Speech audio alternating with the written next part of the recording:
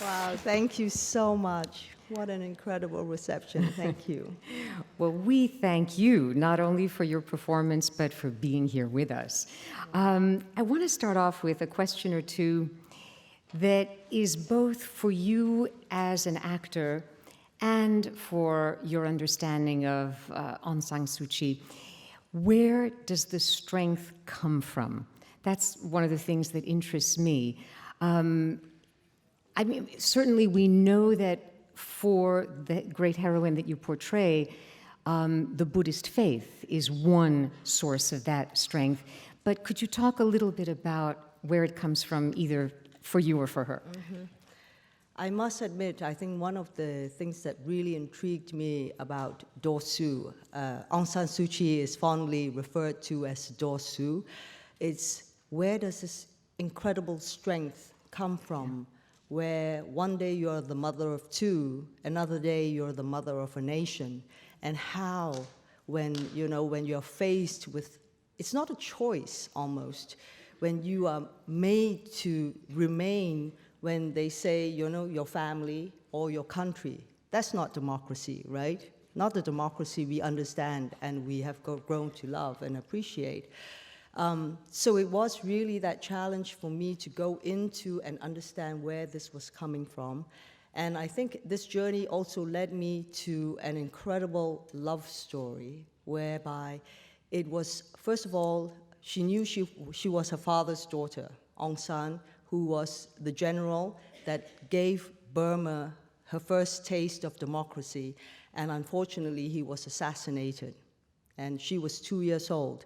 But really, it was her mother who instilled the virtues, the understanding of what it means to be devoted to your country and to your people. So she always knew that if one day her country needed her, she would be there for them. And then she found this soulmate. And at the first time when they met, it was love at first sight for Michael Aris. But she was a little bit careful because he was not Burmese. And, in her country, she was regarded, especially by the junta, that because she did not marry a Burmese, she was not patriotic. She lived away from Burma. She was not married to a Burmese. So, impossible. She could not be who she claimed to be. But I think she proved herself way over. And it was really with his love that enabled her. When you love someone, you don't try to stop them from what they are and what they can be.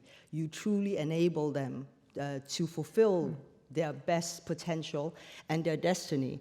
And even we were privy to some letters that they shared while Michael Aris, he was the tutor for the royal family in Bhutan, and at that time, Dosu was at the United Nations working there. And, she said, one day if my country needs me, I will go back. We would have to go back. And she always thought that they would go back as a family to help her people. But the junta used that to break her spirit so that she was forced to choose. And I think it was with the love of her husband, Michael Aris, and her family that helped her to be strong and very, very committed to her cause. And it is a very worthy cause. It is democracy, in the pursuit of democracy in a non-violent way. And if we are able to achieve that, if we are able to help Dosu achieve this, this would be an incredible step for humanity. Wow. Yeah.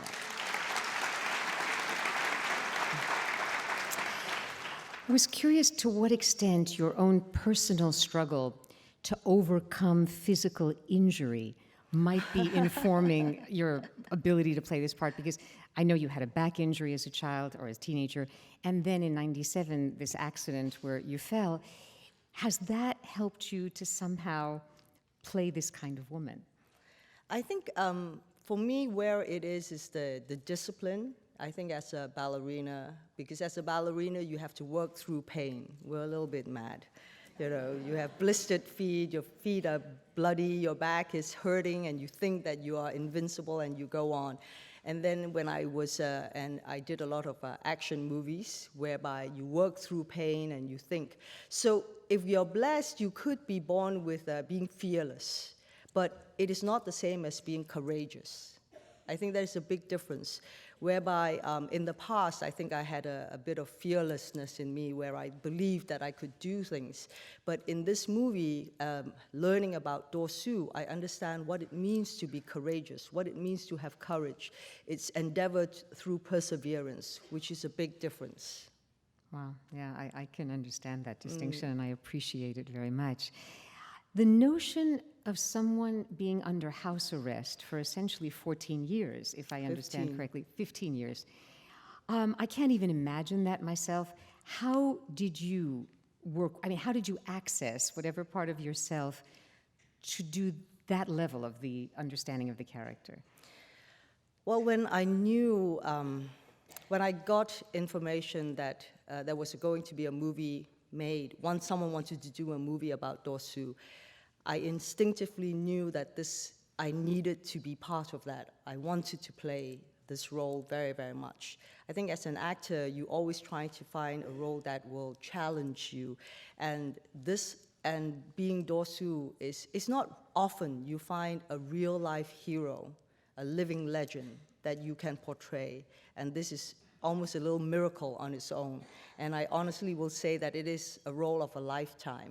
And when you're committed to that, it's not easy, but it becomes easy because you're so fully committed to that. So, you know, like the layers of an onion, you know that all the things that you have to do. First of all, to understand this person and where she is from. You read all the books that's been written about her and about Burma. And then what are her inspirations, her father, Gandhi, you know, Mandela. You feed your soul with the things that you think have fed her soul. I'm also a Buddhist, which helps because Do Su is a very devout Buddhist.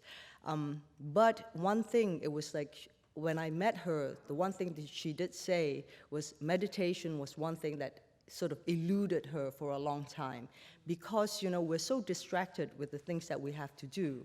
And before she went back to Burma, she was living in Oxford. She was a housewife, a good mother with 2 kids, 2 young children, 16 years in Oxford, and it was very hard to meditate. And when she went back, and perhaps it was house arrest that put her in a situation whereby she had to focus, because it is about discipline.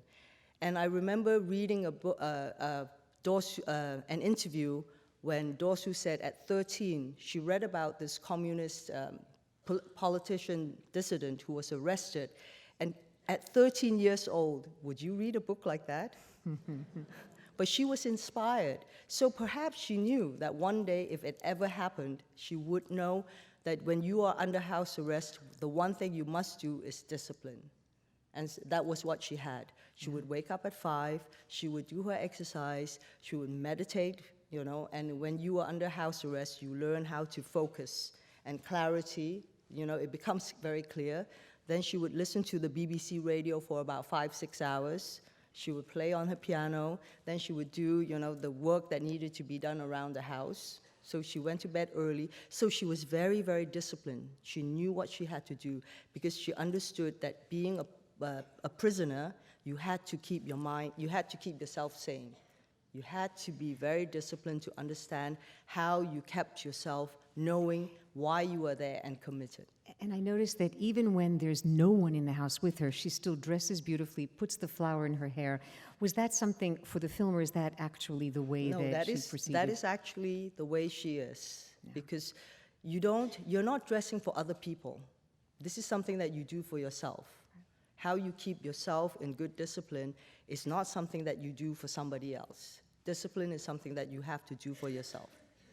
But it's ironic in a way when I think of the difference between you, an actor, whose identity is primarily reflected in the eyes of others. And here you're playing someone for whom it is really only the self, I mean, the mirror of oneself that can be presented. And yet the two come together in this deeply meaningful way through discipline, it seems. But you know, there's one part in the film where you say to your husband, I have a bad temper, you know, impatient. but we never see that in the film. We see somebody really in control. Did you ever at any point in the film really want to lose it? In other words, that the character, despite the discipline and what you're saying, would sort of just let out a furious rage, no? I think she, in her way, she does, but not in our way. You know, when we are crazy, maybe we do it in a different kind of way. But I think for Do-soo, she's always very contained. She's always very disciplined. If she sits down now, her back would be off the chair. And this has always been how she's been taught to be. You know, her mother instilled a great discipline in her, and this is something that stayed with her for, you know, and even until today. When you meet her, you will see that she's not different from what you would see, because, you know, I lived with her, with the interviews, with watching her, and when you meet her, you don't find her any different. There's no pretense. This is what she is. Right. So she does say that she is impatient. She's very quick. She's very quick to tease. She's very quick to laugh. She's very human. And she always says, I'm not a saint, which is true. She's a human being. And I think with the lady, that's what we're trying to show, that it is a real person that feels the grief and the pain. And even though she's not trying, she wants to show, she doesn't want to show all that grief. She's not melodramatic in that way, but she feels it. And you know that she is feeling all that. I love the line she says, a saint is just a sinner who keeps on trying. Which is true. You met her once? Unfortunately, only once. I wish there was another time. And for how long? We had the afternoon and we had a very quiet dinner together. And then the next day we were at the airport and I had to go back to work. And this was before you started shooting? Oh no, this was almost to the end of our principal photography in Thailand. When we started, she was still under house arrest, and we were never in direct contact. We never spoke to her. We couldn't get any information from her. But you know, knowing Do-soo, she's always been a very private person. She's never wanted to talk about herself.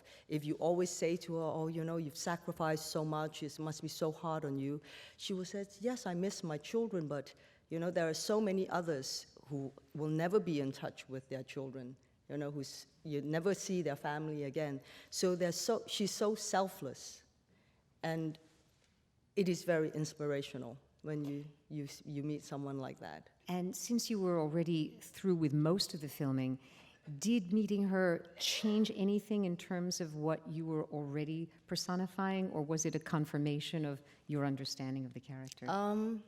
I want to say it was just a confirmation. But when I got there, it was no more about the movie. You know, we never spoke about it. It was just beyond that. Because to be honest, when we make the movie, when we're making the movie, we always knew this was it was out of love and a great respect. It wasn't always about the film. So when I went to see her, it wasn't about that at all. But what really touched me was to see Kim and her together. Kim is the youngest son, and at that point, they hadn't seen each other for 11 years. And all the time that she was under house arrest, they weren't even allowed to exchange a phone call or even letters. There was no communication at all. But when I saw them together and that love, you know, it was like they picked up from exactly where they left off. And that was something I think David Thewlis, my incredible co-star, because we had no direct information about their life together, but we felt that, you know, we had studied and we had comprehended and we had absorbed so much that we believed this was what they were like together. So when I saw Do-soo and Kim together, it was very, very touching. Yeah. It was very special. No, and watching the film for a second, actually a third time, I'm even more aware of how few scenes there are in the film between Do-soo and her husband. Mm-hmm. I mean, we don't see them together all that often, but the strength of those few moments resonates whenever they're on the phone or separated. I mean, you absolutely believe that they are deeply connected spiritually, if not physically. And I'm guessing, but I may be wrong, that you and David Thewlis rehearsed a bit. In other words, that you almost created backstories for scenes that didn't exist in the film? I think sometimes you have to, because, you know, the only two people who knew exactly what happened was Dorsu and Michael Aris. And when we embarked on this journey, obviously Michael Aris had already passed on for so long, and Dorsu was under house arrest. So when the script writer, Rebecca Frayne, wrote all these scenes, we have a brilliant director in Luc Besson. And I think it is with his guidance, his trust in us as the chosen actors, that we went away on our own separately to, you know, assimilate, to be Dorsu and David as not just Michael Aris, but Anthony, the twin. Right. So he was completely schizophrenic when he came in. So he had to be the two brothers. And, you know, when we were in the scene, I love the way Luc Besson tells the story. It was like when we catch the wave and we were surfing. So it was David and I, you know, as them. Because when we walk into the scene, we believe that we already know exactly how they are. We don't rehearse. We don't like go through the lines as, you know, we just know that this is our space. And the third party, the other person was Luc. And he held the camera. So it was always very intimate. It wasn't like, you know, there were so many cameras around and we just, you know, staged the scene. We would go in there and we lived it. And actually, it was a very, very interesting time, because in the 2.5 months, we lived the 10 years of their lives. And it was very traumatic. It was an emotional roller coaster ride. So that when I actually went to see Dorsu in December of 2011, the first thing when I saw her after she gave me the biggest hug was I wanted to say, I'm so sorry for your loss. And then I thought, your loss was 12 years ago. But I was still living it every day, and it was incredible. But it really was because we have an amazing director in Luc Besson. Well, I guess this is the moment. In case people have noticed that there's an extra microphone here, I didn't announce it earlier because we weren't certain until the last minute that we might have an extra added special guest. And it seems to me that to have the director of the film you've just seen would be a marvelous addition to the already extraordinary guest next to me. Please welcome Luc Besson.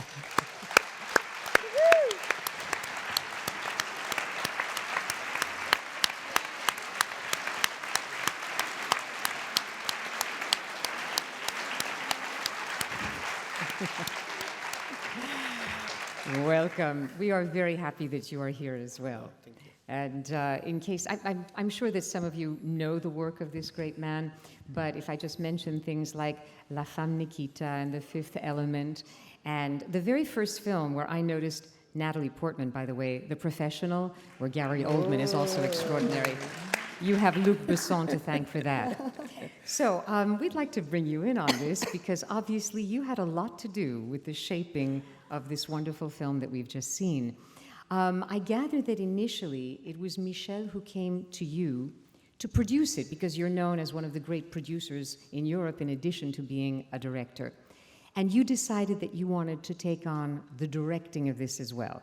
Now, I know that you're associated with strong female, almost warrior characters in your films. Joan of Arc, The Messenger with Mila Jovovich would be another example. But the lady, it's true that when I first heard you and the lady, I didn't quite see the connection, but for you there was one. And what was that? Oh, because I think deep inside I'm a marshmallow. It's true. He is. So I read the script and I cried for 2 hours. It's the most beautiful love story I've ever read since Romeo and Juliet. So it was the love story more than the political tale? Yeah. Uh-huh. I mean, in a political sense, there's nothing I can teach you. I mean, you go on the internet or you read the newspaper, you will know the same thing than me. What my big question was, how can you be her? I mean, how can you resist? Here is a woman, 50 kilos, fighting against 300,000 militaries for 30 years. how she do that, how emotionally she's built, because I will be dead by now, you know. And I just want to learn. I want to learn. You know, when you describe a woman like this, you say she must be so strong. And then you realize, in fact, that no, she's not strong. She's full of love. Because it's the love for her country, the love for her husband, the love for her kids, who give her the opportunity to resist to all of this. So love is a weapon of mass construction, in fact. That's a great line. Oh, yeah. Now, had either of you really been familiar with her story prior to receiving the screenplay? Because I gather Rebecca Frame brought the screenplay to you. Because, I mean, I frankly know nothing about Burma. I knew about Aung San Suu Kyi from only one film that was at the Cannes Film Festival in 1995. I remember seeing this John Boorman film called Beyond Rangoon, in which Patricia Arquette plays an American doctor who goes to Burma, is caught up in the military junta, and there is an analogous scene, if I remember correctly, in that film. An actress named Adele Lutz plays Dao Su, and there is the scene of her going through the rifles. Now, had either of you seen that before, or did you see it before doing the film? Beyond Rangoon, I mean. No, I'd seen the movie, but I've known of Dao Su before that because, you know, especially as an Asian woman, there's not so many Asian women that receives the Nobel Peace Prize. That's for sure. I think she's probably the only one. And, you know, she's a great inspiration to us all. She really is, and especially of her cause, her pursuit of democracy in a non-violent way. But it's nowadays, where do you find a hero like this? Someone that you can aspire, not just for yourself, but for your children to look up to and, you know, and be such a good person, such a selfless, giving, compassionate person, human being. Absolutely. And for you, Luc, was this a discovery when you read the script? This was new material for you? I knew a little bit. I followed the American man who swam through the lake to see her in the middle of the night. We still don't know why. She just take 3 more years of house arrest for that. She have done nothing. She just like take the guy, he was half dead, pretending that he was drawing in the lake. The funny thing is I went to this lake and there's 300 feet from the border to the house, and half of it you have the water here. So either he's a very, very bad swimmer or there is something wrong in the story. So I was alert by that, and but I didn't know so much, in fact. Yeah, so it was a kind of discovery, a journey for you in addition. Now, I gather from what you said that she was released while you were still making the film. Yeah. What was the effect on you, still in production, to see this? Well, she was coming to the end of she would have finished her house arrest. And in fact, Kim, the youngest son, came to Thailand because he was expecting it. But you never know with the junta. Another swimmer could go in, you know, and she could be, you know, her house arrest could be extended for another 3 years. But on the day of her release, we were all seated in the same room because we sort of knew that it would happen because Kim had been alerted. And it was amazing because on the TV, there was Luc, Virginie, our producer, Luc's wife, who should be here in the audience, I hope. No, she didn't. Huh? No, she's not here. No, she's not She's deserted us. Oh no! But you have to tell the story from the beginning because it's on the morning we shot the scene that you see at the end when she waving people at the gate, and The that's saffron march. okay. So we shot the scene, and I have the frame and everything, and then it's 40 degrees all day. Oops. Who is that? Hello? Can you call back later? Yeah. And so we shot this scene. It was very, very hot whole day. And then we arrived at the hotel, we were all together, and then on TV, we see the same scene. We see, No. You should see his face. He was going, and I thought someone steal it from the set. And you know, because the image was like moving, the light was bad. And then I realized it was CNN, and that's the real one. Wow. And then Kim, the real son, was in the room, and Kim, the actor, was in the room, and Aung San Suu Kyi was in the screen, and the fake one was next to me, and I was lost. he had heat stroke. He was sitting there going, no. And then to make it even bigger, Kim, the son, was on the phone, and suddenly turns to her and say, "Here, it's my mom. She wants to talk to you." And I'm like, no. What do I say? What do I call her? Because like for 4 years, I've been watching her, listening to her. I would talk to her, but she never answers back. Suddenly I have the phone and I'm going, hello? Oh, but she's wonderful. She's... Now, do you believe that, especially since Secretary of State Hillary Clinton has been to see her, that this is now very much in the news? Is there hope for her and the future of Burma, in your opinion? Maybe can this film help a little bit, is a question I wonder about. Go on, you. So first we have to say, okay, don't say it, okay? It's between us. All of us. Okay. All 850. But before to go to Burma, Hillary Clinton was in Busan in Korea, and then the office called and said, "Can we have the film? Hillary would love to see the film before to meet her." So we managed to send the DVD through the pilot from Air France, who bring the DVD to Korea, and a friend of Michelle get the DVD and then bring the DVD to the guy from the security. Yeah. And then she got the film on the Air Force One, and they watched the film from Korea to Rangoon. So she have seen the lady in the house, for 2 hours, and the house is the exact replica of the real one. And then she land and see the real one in the same house. And actually, Aung San Suu Kyi have not seen the film, so she can have someone who have seen it. So. Wow. And by now, she still hasn't seen the film? No, not yet. We try to... 2 weeks ago, Burma banished the film. Banned the film. Banned the film. So I'm not surprised. if you pirate the film, for example, on internet, you go in jail. Yeah.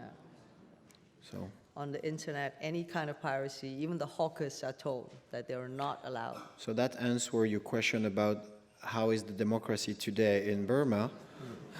Not yet. Yeah, still have work to do. Not. But we hope, because that's what Dorsu always wants, is dialogue. Because without dialogue, you don't move forward. And in fact, I love how you show that when she finally decides to draw these large written statements, one of them is Moshe Dayan. If you want peace, you don't talk to your friends, you talk to your enemies. Yeah. And that struck me as one of the most profound aspects of this film, the way that she even looks at and talks to the soldiers guarding her place. She looks at them, each one, as if it is a human being who may, in a sense, be as much a victim as anyone else, like her. So, I did it on purpose. No, but he did. It's like because it's not about teaching you about politics, but it's there in a very, very subtle way. In all these little messages, it's talking about nonviolence, but not in a very exploitative way. So you just have to sit back and take it in. Because if you do it too much, then you'll be like, oh, you're blah, blah, blah, blah, blah, blah, blah, blah, blah. But actually, it was a real scene. I've seen pictures of her in her house with all the big board. Posters. So it's a real scene. And the military were scared to be around her because she was taking them one by one you know. The generals were scared because she was influencing them. Yeah. You know, And she could convert them. At the beginning, before that she was under house arrest, they put her in jail for 2 days. But no one, because she was the daughter of the general Aung San. Aung San, no one wants to guard her. They were so scared. So they have no other solution than to take her out of jail and put her in a house. That's why she stayed in a house. Now, I know that you had to shoot the film outside of Burma. You shot in Thailand. But I gather you did manage to sneak in and get a little bit of footage within Burma. No, he got a lot of You got a footage. lot. Tell us, I mean, what were you able to shoot and how? It was before they knew that I was making the film, first. And I put my shirt with flowers and a hat, and I came as a tourist. And I was very A vocal. loud tourist. I was very loud. I have my camera and say, "Oh my God, that's wonderful! Can I film this? Is it allowed?" I was very overplaying the thing because I have a military guy with me at 3 feet all the time, and with my digital camera most of the time I put the camera on the wall, for example, and I was like pretending, arranging myself, But he was filming. I was filming, or I put my camera here, shooting, very stable. And I was like making comments on everything, and I was filming. So I filmed 17 hours like this. Wow. Yeah, he's Yeah. good. And the guy, I've seen nothing on my side. So because for the you. parliament, you can't film it, and I want to show it. And Shwedagon, you know, the big. Isn't that which is- beautiful? Yeah, it's beautiful. So I shot the thing through all the angles. So there is like 50, 80 shots in the film from real Burma. And the one I'm the most proud of is the when we see the river from the plane When the I'm in first the time. airplane and I'm looking And out. I want to have a real shot from Burma. I don't want to cheat and have like Thailand, even if it's very close. So I was with the helicopter and the camera under the helicopter, and the pilot was Thai, and I say, "All right, okay, I'm filming. Okay, go straight." And I was following the river, and he say, "Sir, I'm in Burma now. I have to turn back." No, please. Okay, just a little bit more, please. No, sir, I have to turn. No, 5 seconds, please. 5 seconds. And then suddenly, he turned, but the shot is in Burma. Well done. Now, I understand that many of the actors in this film are non-professional. They were actually Burmese refugees living in Thailand. Had any of them experienced Aung San Suu Kyi's leadership? I mean, did you interact with people for whom this was, in fact, a reenactment? Oh God, I think one of my proudest moments, remember the speech that I did at the Shawadagon in Burmese? The most amazing language in the world. You had to learn it for this film, I right? had to learn it. And that was a challenge. That was, today, probably one of the biggest challenge because it was just syllables. I thought, knowing Mandarin, knowing Cantonese, Malay, English, I would find similarities, but at the end of the day, we didn't find any. But I had an incredible tutor who cannot be named because she still has family in Burma, and she was infinitely patient with me, and I persevered because the first sentence, he's heard this, you can say it now, right? You can say it in English, I'll say it in Burmese. Is Yahan Shin Lu Pidu Ludu Apaundo, Agu Ludu Asiawe Poejiha, Pidu Ludu Ye Sandago, Dagabalonga Ti Auto, Popiata Laita Babe. And that means? Hello, what's up? So it was just doing that. But when you're committed, you have no choice. You just have to do it. And that was the only way. There was just no going around. I'm guessing... A little story was funny is on this big speech, Yeah. on the back there's a couple of members from the NLD. And when I did the first shot on Michelle and she started the speech, on the back of her, I have this 50-year-old man crying like this. And so I finished the take and I cut and I went to see the man and say, "Are you all right?" He said, "Yeah, yes, but 20 years ago I was in the crowd." Watching and Dosu. watching her, and now I'm in her back, and I say, "Oh my God, that's wonderful. Do you mind to push you a little bit on the left because I can't film. I mean, you're just like crying like this."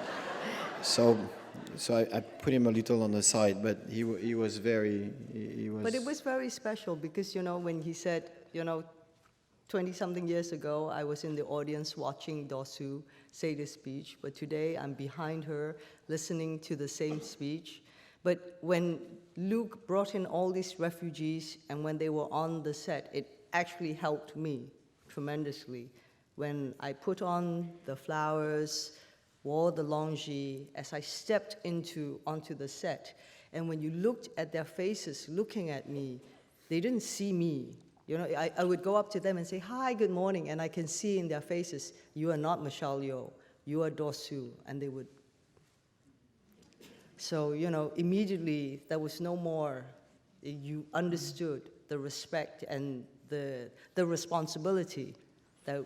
Yeah, and most of them have never seen a camera. So every morning when she was coming as Dasu, they were really affected. Yeah, it takes them And like 2 weeks. the guy that does the. Yeah. He's a carpenter. A carpenter? He's a carpenter. And when Luke cast him to play that part, you have to tell the story. Yeah, the guy has a really good face, and Amazing I said, face. Do you know how the military are? And he said, yeah, I know them. Do you think you can act? He said, I don't know, I never try, but I can try. So you really think you can copy a military? You know them enough? He said, oh yeah, they kill half of my family, so. Ah. And then as a director, you don't know what to say after that. So I say, okay, go to the costume, and we're gonna figure out, which button I'm gonna press on you. But because you knew that the guy was like fool, and he doesn't need to know how to act. He's so full. Yeah. Well, it almost makes me think of a line in the film, although it's connected to the very superstitious general. When he goes to see the old woman, she says something about when a spirit becomes a ghost, it's dangerous. And it sounds to me from everything that you're saying that there were spirits on the set, but in the positive sense. In other words, whether it's the spirit of Aung San Suu Kyi or whether it was, this man who had taken the memory of 20 years before into your present, there was another dimension, the fifth dimension, no, but another dimension. That's a title of one of Luc Besson's films. But that kind of ineffable experience that can characterize a film. One other question, because you were talking about how difficult it was to learn the Burmese language, and also, I'm understanding that it's a challenge to be calm. Immobilization is one of the themes of this film. But when I think back to something like Crouching Tiger, Hidden Dragon, it's exactly the opposite. It's a film about magical mobility. And I'm wondering, is it much harder for you to do something that is both verbal and contained than to do, those elaborate, dazzling stunts and create a character through the latter? When you do something that's very physical, it's very visual. You can see immediately what I'm trying to express because it's all out there. If I want to take him down, it's there. But I think the beauty of in the lady, even in the stillness, you feel the great strength. And it's the solitude, just a figure, staring out the window. You feel the emotion of being cut off away from the world, but at the same time, this woman who will remain stoic in her commitment to what she believes in. And I think how Luc has told the story where it was the parallel of the husband and the wife, and even though you only saw them one time at the beginning in Oxford, where it was the normal life, and after that, whether it was back in Burma or separately, you always felt that connection. And I think sometimes it's no words that tells you a lot more than what it is. And I hope that, with what I was not saying, you could feel all the emotions that she was going through. And that was one of the biggest challenge. Well, one of the that I great had. examples for me in the film is after the boys and the husband leave, you take a T-shirt that's been Yes. left behind, and the way you just take it and inhale it. And all right, whose idea was it? I don't remember. It was in the script, or? No, there are certain things that are not in the script that he would know, that when he was talking about the buttons to push, he knew I was so full of the emotions of this woman that, when I walked into this room and he says, your son's T-shirt is there. So you know instinctively what to do. So I'm very blessed. I have an amazing director who knew the right buttons to push. It was the, Oh, that works.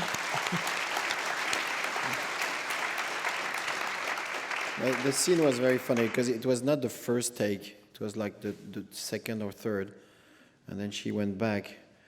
And then I went to see her and say, oh, by the way, your son forgot his T-shirt just there. And she was like, what? And then I say action. I didn't say more than that. And then she see the T-shirt and then she react like a mother. And so it's a good combination. Oh, no, I love examples like that of a kind of instinctive moment that wasn't necessarily scripted, but that takes on literally a life of its own and breathes new life into the characters and situations. I've got at least 20 more questions that I'm not going to ask because it's getting late, and I bet some people in this audience have questions too. We're going to raise the lights. I know that this is the moment that some people who have to leave early, it People always are going happens. to leave. If there are some people who have to leave, we're going to go on for at least 10 more minutes. If you need to leave, go quickly and quietly, but those who wish to stay, just raise your hand so that I can see the question. We have So someone all in the ones who are afraid of asking question can leave. Has the son Kim seen this film? Yeah, you can answer. Yes, Kim has seen the film, and it's not a movie where you can ask him, "Did you enjoy it?" Right? And he's a very, very intelligent, very sensitive young man, and we love him dearly. And all he said to me was, "It's all good. It's all good." But he prepped himself. He arrived on the screening and you can feel that he was like, Holding it in. yeah, he was like prepping for something who's going to hurt him for sure. And it's a hard journey to go back. There's a woman here and then the woman right behind. How old are the sons now and what are they doing? Kim would be 34 and Alexander would be 37. Wow. Yeah. Alexander actually lives here in Oregon, but unfortunately, even from the onset, we have never been able to be in touch with him, and this is something, we respect that. And Kim lives in Oxford, between Oxford and London. And actually, the house that we see at Oxford in this building, a little round, it's actually where they live at the For time. 16 years. So- You know the dog? That was so- the dog. So I went to this place. They were living at number 15, and I rang the door. And the gentleman who lived there is an architect. And I said, "You know that Aung San Suu Kyi was living here?" He said, "Yes, I know. Do you mind if I do a couple of shots in your house? I just have like 95 technicians just right there." He won't disturb you. And he said yes. So we did a couple of shots from inside the house looking on the outside. So it's really the real house. Yes, right there.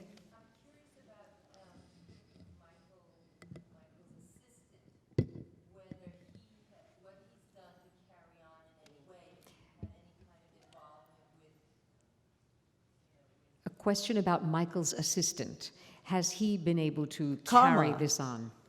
Are you talking about Karma? The Karma stayed with him for almost 10 years. He was a student of him. And on the 10 years, he became a monk, Karma. and he was here for his death, and he accompanied him until the end. He even sing in the room at the hospital. He sing for him, and that's all I know. Did he go back to Burma? I don't know. I don't know what you have done after. We don't know that. Is there, I thought, yes, a gentleman on the aisle. Is there any reason why you did not At that use the term time, Myanmar? it was still known as Burma. And until today, I think for us, it is still Burma, because it was changed to Myanmar by the regime, because they did not want to respect it as Burma, which was the real name. Did I see another hand? Oh, yes, sorry. One there, and then the gentleman right by the wall.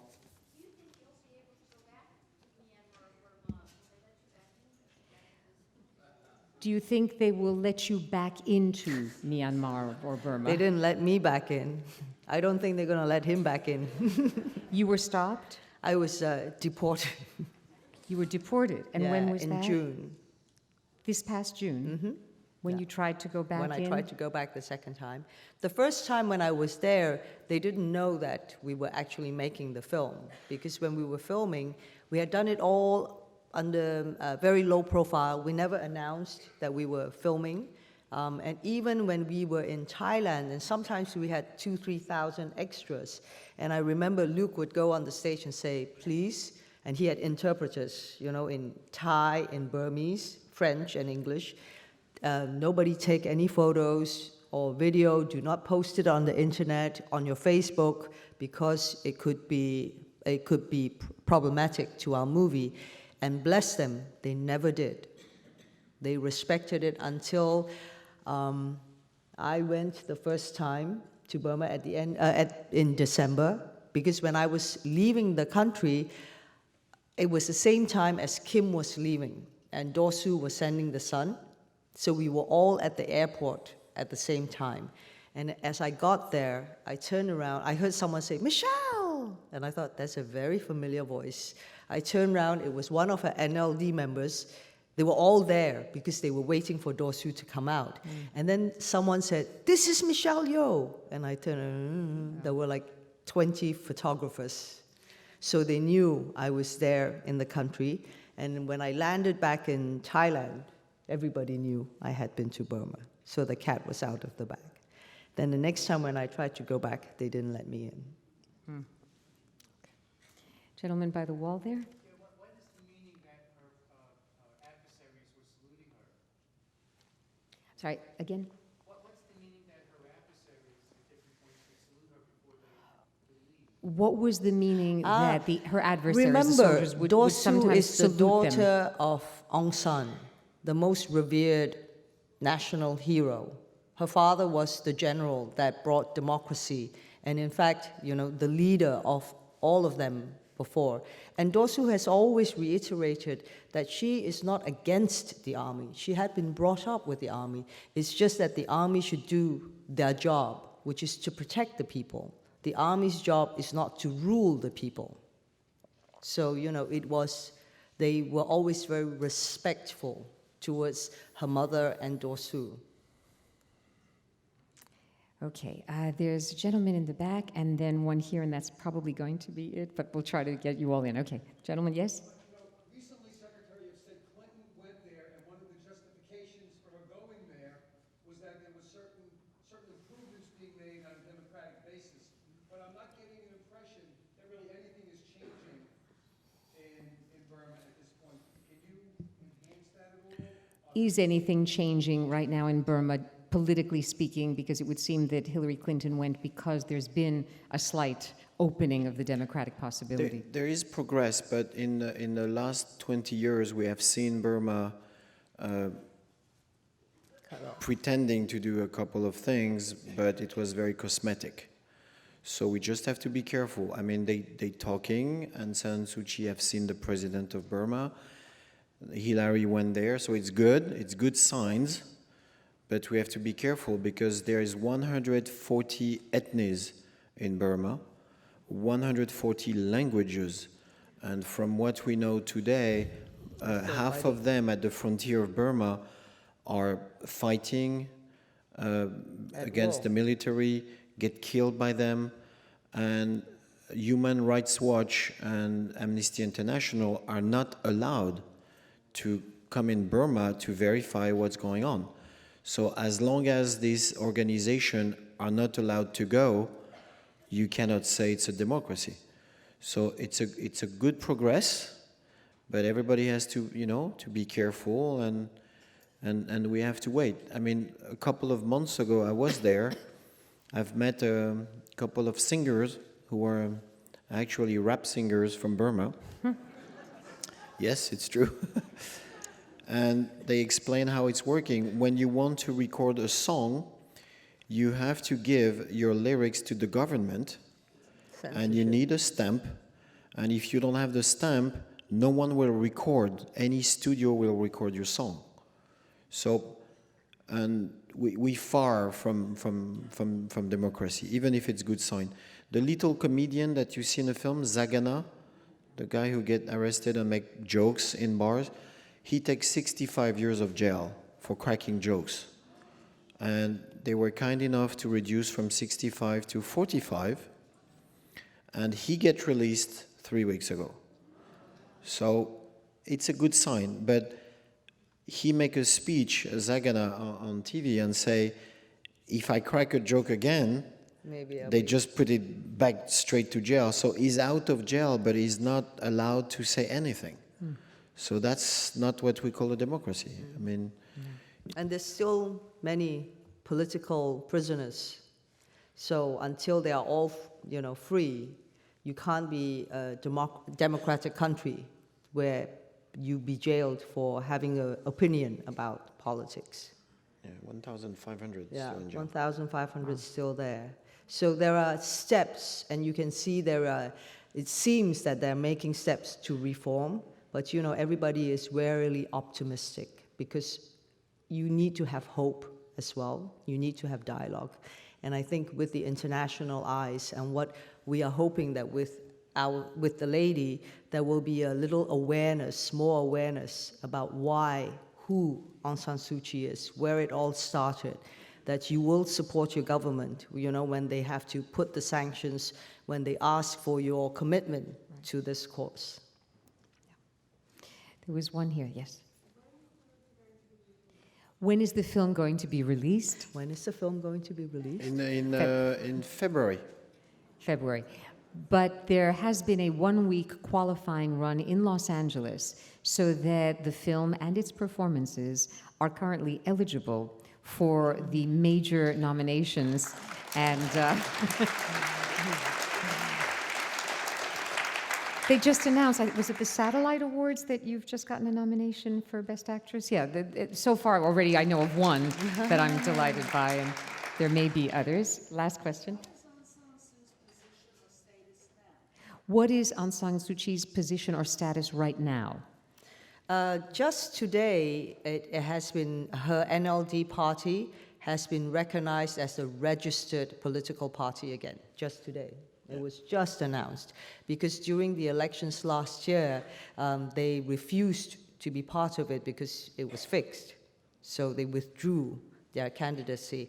And it's only been recently that Daw Sue's party had re-registered, and today they are now an official political party. But just to understand how it's worked, when they did the last election, which is a year ago, Last year, just half November. of the seat at the Congress, half of the seats are reserved to the military people. And on the other half, 95% of people who present themselves was ex-military. Who had just retired. So that's what they call a democracy. Wow. Well, there's So- still a lot of work to be done on a Correct. political level, but I, for one, am grateful that films like this, made without the benefit of a fictional American character that we can identify with, thrust into the foreign exotic world, which is the only previous example that I know of. This is a film that is timely. It is a film that is crafted with exquisite care. And for me, it's a film that is a showcase for the extraordinary talents of an actor who is able to show quiet strength as well as dazzling stunts. So I am so grateful that tonight we had the benefit of Luc Besson and Michelle Yeoh's presence. Thank you.